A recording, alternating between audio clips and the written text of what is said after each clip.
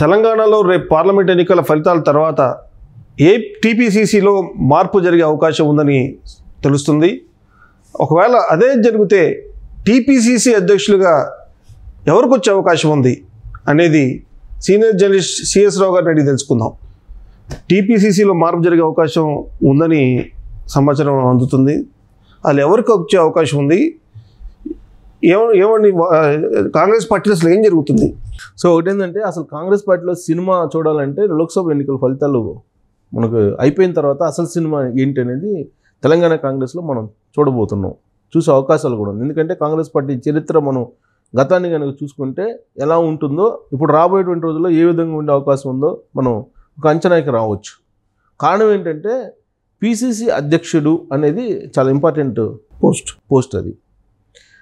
అది ఎంత ఇంపార్టెంటో రేవంత్ రెడ్డి చెప్పాడు పిసిసి అధ్యక్షుడిగా ఉన్నప్పుడు, ముఖ్యమంత్రి కాకముందు. ఎందుకు చెప్పాడంటే కేసీఆర్ అనే అతను ఒక ముఖ్యమంత్రిగా ఉన్నప్పుడు చెప్పినటువంటి మాటలు, రేవంత్ రెడ్డి చెప్పిన మాటలు ఏం చెప్పాడంటే, ఒక తెలంగాణకు మాత్రమే నువ్వు ముఖ్యమంత్రి, కేసీఆర్ గురించి అంటున్నావు, రేవంత్ రెడ్డి అన్న మాటలు. ఒక తెలంగాణకు మాత్రమే నువ్వు ముఖ్యమంత్రివి, ఒక పిసిసి అధ్యక్షుడు జాతీయ పార్టీకి సంబంధించి ఒక పిసిసి అధ్యక్షుడు తెలంగాణకి అధ్యక్షుడిగా ఉన్నాడనంటే అది ముఖ్యమంత్రి కంటే ఎక్కువ పదవిగా భావిస్తాను అని చెప్పి రేవంత్ రెడ్డి చెప్పారు. ఒక జాతీయ పార్టీకి సంబంధించి ఒక రాష్ట్రానికి పిసిసి అధ్యక్షుడు అంటే ముఖ్యమంత్రి కంటే కూడా ఎక్కువగా నేను ఆ పదవిని భావిస్తున్నాను అని చెప్పి ఆయన ఆ రోజు అన్నటువంటి మాటలు. అంటే ఇప్పుడు పిసిసి అధ్యక్ష పదవి, తెలంగాణ పిసిసి అధ్యక్ష పదవి ఎవరికి ఇచ్చినా కానీ అది ముఖ్యమంత్రి కంటే ఎక్కువ పదవి కిందనే భావించాలి ఆయన మాటల్లో. అంతే. సో కాబట్టి అంత ఇంపార్టెంట్గా ఉన్నటువంటి పదవిని ఎవరిని వరిస్తుంది, ఆ పదవికి ఎవరిని ఎంపిక చేస్తారు, ఎవరిని ఎంపిక చేసే అవకాశం ఉంది అనే దాని మీద చర్చ జరుగుతుంది గత 2 వారాల నుంచి కూడా. కారణం ఏంటంటే ఇప్పుడు పిసిసి అధ్యక్షుడిగా రేవంత్ రెడ్డి ఉన్నాడు, ముఖ్యమంత్రిగా కూడా రేవంత్ రెడ్డి ఉన్నాడు. కాబట్టి 2 పదవులు అనేది ఇంపాసిబుల్ కాంగ్రెస్ పార్టీలో. ఖచ్చితంగా ఒక పదవికి రాజీనామా చేయాల్సింది ఆయన. ఇప్పుడు ఆయన సీఎం పదవికి రాజీనామా చేస్తాడా లేదంటే పిసిసి అధ్యక్షుడి పదవికి రాజీనామా చేస్తాడా అనేది ఆయన ఇష్టం. ఎందుకంటే ఆయన చెప్పిన దాని ప్రకారం ముఖ్యమంత్రి పదవి కంటే కూడా పిసిసి అధ్యక్ష పదవి పెద్దది అని చెప్పి ఆయన ఆ సందర్భంలో ఆయన అన్నటువంటి మాటలు అవి. సో కాబట్టి ఇప్పుడు ఆయన డిస్క్రిప్షన్.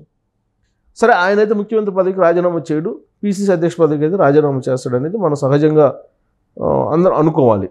ఆ రోజు ఆ సందర్భంగా అన్న మాటలు అయినప్పటికి కూడా రేవంత్ రెడ్డి ఇప్పుడు ముఖ్యమంత్రి పదవికి అయితే రాజీనామా చేసే అవకాశం లేదు. ఒకటి.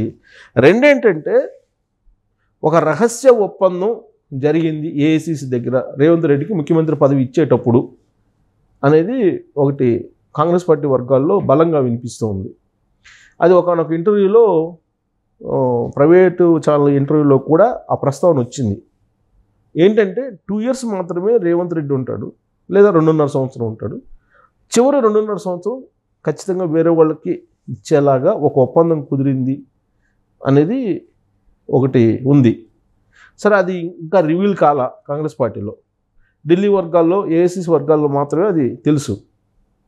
అయితే ఇప్పుడున్నటువంటి పరిస్థితుల్లో రేవంత్ రెడ్డి రాజకీయంగా వేసేటువంటి స్టెప్స్ చాలా బలంగా ఉంటాయి. ఆయన కేవలం 15 సంవత్సరాల రాజకీయ ప్రయాణంలో కాంగ్రెస్ పార్టీలో ముఖ్యమంత్రి కాగలిగారంటే ఆయన స్టామినా ఏంటి రాజకీయంగా అనేది మనం అర్థం చేసుకోవచ్చు. జీవితకాలం పాటు కాంగ్రెస్ పార్టీలో పనిచేసినా కానీ పిసిసి అధ్యక్షులు కూడా కాలేనటువంటి వాళ్ళు చాలామంది ఉన్నారు. అలాంటిది రేవంత్ రెడ్డి పట్టుమని కాంగ్రెస్ పార్టీలోకి వచ్చి ఆయన 4 సంవత్సరాలు కాకుండానే పిసిసి అధ్యక్షుడు అయ్యాడు. ఆ తర్వాత సీఎం అయ్యాడు. అంటే దాని అర్థం ఆయన అన్నట్టు ఆయన మాటల్లోనే హోంగార్డులు ఎప్పుడు ఎస్పీలు కాలేరు, సివిల్స్ రాసిన వాళ్ళు ఎస్పీలు అవుతారు. కాబట్టి అక్కడ ఉండేటువంటి వాళ్ళందరూ హోంగార్డులు అన్నట్టుగా ఆయన ఒక సందర్భంలో మాట్లాడారు, కానిస్టేబుల్ ఎప్పుడు ఎస్పీ కాలేడు అనేది. సో కాబట్టి ఆయన ఎంత వేగంగా, ఎంత చాకచక్యంగా ముఖ్యమంత్రి పదవిని అందిపుచ్చుకున్నారో మనందరికి కూడా తెలుసు. అలాంటి రాజకీయ ఎత్తులు వేసేటువంటి రేవంత్ రెడ్డి అంత ఈజీగా ముఖ్యమంత్రి పదవిని కానీ లేదా పిసిసి అధ్యక్షుని పదవిని కానీ వదులుకుంటారా అని అంటే ఎట్టి పరిస్థితుల్లో వదులుకోరు. 2 పదవులు కావాలనుకుంటారు. 2 పదవులు అతని దగ్గరే ఉంచుకోవాలని చెప్పి అనుకున్నప్పటికీ అది సాధ్యం కాదు కాబట్టి ఆయన మనిషిని పిసిసి అధ్యక్షుడిగా పెట్టుకోవాలని చెప్పి డెఫినెట్గా ఆయన పావులు కదుపుతారు. దాంట్లో ఎలాంటి సందేహం లేదు. ఒక్కొక్క సందర్భంలో ఒక కుర్చీ కనుకుంటే ఆ కుర్చీలో నేను సీతక్కను కూర్చోబెట్టి నేను నుంచుంటానని చెప్పి అన్నారు. 2 కుర్చీలు ఉంటే ఇద్దరం కూర్చుంటాం, ఒక కుర్చీ ఉంటే కుర్చీలో సీతక్కను కూర్చోబెట్టి నేను నుంచుంటానని చెప్పి అన్నారు. అంటే సీతక్క అంటే అంత ప్రాధాన్యత రేవంత్ రెడ్డికి ఉంది. పైగా ఎస్టీ మహిళ. ఆ ఈక్వేషన్లో పిసిసి అధ్యక్షురాలుగా సీతక్కని కూర్చోబెట్టాలనే ప్రయత్నం రేవంత్ రెడ్డి మొదలుపెట్టారు. ఆ మేరకు న్యూస్ కూడా వస్తూ ఉంది. కానీ ఏఐసిసి దగ్గర ఉన్న ఇన్ఫర్మేషన్ కానీ లేదంటే ఏఐసిసి తీసుకునేటువంటి నిర్ణయాలు కానీ ఏ విధంగా ఉంటాయి అని అంటే, కాంగ్రెస్ పార్టీ ఎప్పుడు కూడా విధేయులకే ప్రాధాన్యత ఇస్తూ ఉంటుంది. ఒక లక్ష్మణ రేఖను దాటిపోయినటువంటి వాళ్ళని ఎంత బలమైనటువంటి లీడర్ అయినా కానీ పక్కన పెడుతుంది అని చెప్పి మన కాంగ్రెస్ పార్టీ చరిత్రను చూస్తే మనకు అర్థమవుతుంది. అందుకే ఇప్పుడు పిసిసి అధ్యక్ష బాధ్యతల్ని రేవంత్ రెడ్డికి ప్రతికూలంగా, అంటే రేవంత్ రెడ్డికి వ్యతిరేకమైనటువంటి గ్రూపులో మనిషికి ఇచ్చేటువంటి అవకాశం ఉంది అనేది ఒక వాదన కాంగ్రెస్ పార్టీలో వినిపిస్తూ ఉంది. దానికి సామాజిక ఈక్వేషన్ అనేటువంటి ఒక రాజకీయ చిత్రతను ఆల్రెడీ తయారు చేసి పెట్టింది ఏఐసిసి. కాబట్టి ఆ సామాజిక ఈక్వేషన్ అటువంటి ఆ ఈక్వేషన్లో ఖచ్చితంగా రేవంత్ రెడ్డికి పడనటువంటి, రేవంత్ రెడ్డితో మింగిలి కానిటువంటి, రేవంత్ రెడ్డికి వ్యతిరేకంగా ఉండేటువంటి గ్రూప్లో మనిషిని ఎంపిక చేస్తారు అనేది కూడా ఒకటి వినిపిస్తుంది. ఒకవేళ అదే జరిగితే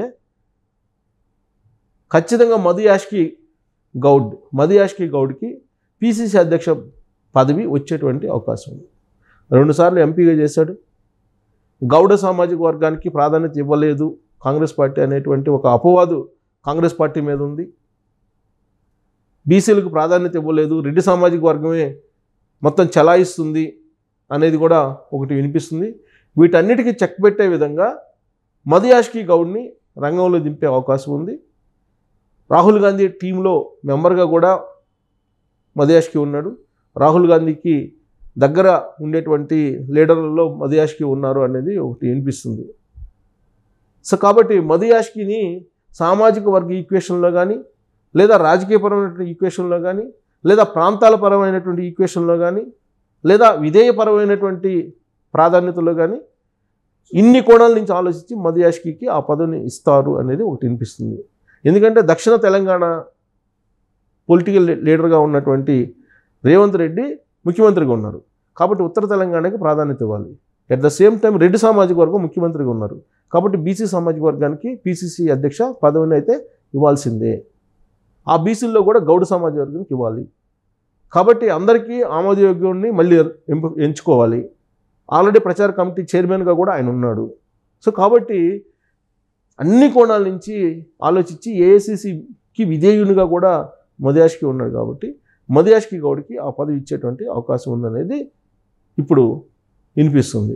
అది ఎప్పుడు జరుగుతుంది అని అంటే లోక్సభ ఫలితాలు వస్తాయి. లోక్సభ ఫలితాలు వచ్చి 2 digits దాటిపోతే రేవంత్ రెడ్డి హవా పనిచేస్తుంది. అప్పుడు మధు యాష్కి కాకుండా వేరే వాళ్ళకి అవకాశం ఆయన అనుకున్న విధంగా సీతక్కనో లేకపోతే ఇంకొకరినో ఇచ్చేటువంటి అవకాశం ఉంది. అలా కాకుండా ఈయన కనుక 2 digits రీచ్ కాకపోతే ఇప్పుడు ఆయనకి మెయిన్ ఛాలెంజ్ ఏంటి? నల్గొండ ఖమ్మంలో ఎంపీలు గెలిస్తే అది రేవంత్ రెడ్డి హవా కింద రాదు. కేవలం మహబూబ్ నగరు, మల్కాజ్గిరి, హైదరాబాద్ ఈ పరిధిలో వస్తేనే ఆయన హవా. ఎందుకంటే మల్కాజ్గిరి ఆయన సిట్టింగ్ ఎంపీ, ఆయన తర్వాత ఇప్పుడు ఎలక్షన్ జరుగుతుంది. మహబూబ్ నగర్ ఆయన సొంత జిల్లా.